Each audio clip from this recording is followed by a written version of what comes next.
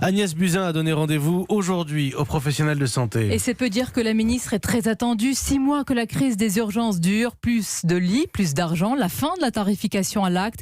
Agnès Buzyn promet une réforme d'ampleur et de s'attaquer aussi à l'intérim hospitalier. Vous savez, ce sont ces médecins remplaçants qui bougent les trous dans les plannings de garde, des gardes qui coûtent très cher à l'hôpital. Bonjour Romane Oquet. Bonjour. Est-ce qu'on sait combien il y a de médecins intérimaires ? Eh bien, en 2013, ils étaient entre 5 et 6 000. Depuis, aucune nouvelle donnée.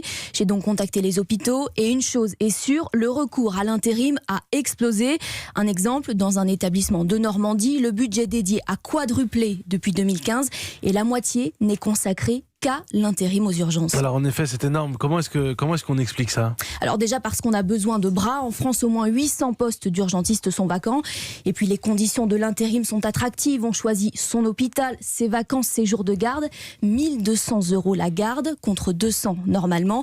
Alors dans un système à bout de souffle, eh bien l'intérim séduit aussi les titulaires, explique François Braun, président de SAMU Urgences de France. C'est une dérive avec des praticiens qui demandent à exercer à temps partiel pour ensuite faire de l'intérim dans des établissements avec une activité plus faible. Cela touche surtout des gros services en milieu urbain qui va entraîner la désintégration des services d'urgence. Exemple à l'hôpital d'Auxerre, en 4 ans, le nombre de temps partiel a été multiplié par 5.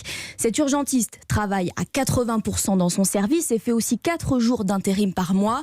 De quoi doubler son salaire, 8 000 € mensuels.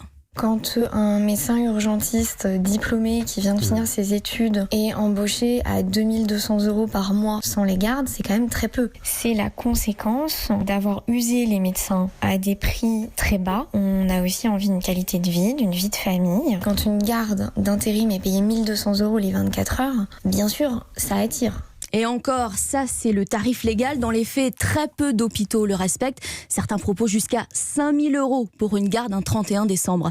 Alors ça crée évidemment des différences de statut, des tensions, comme dans le service de cet urgentiste où il travaille, lui, à temps plein.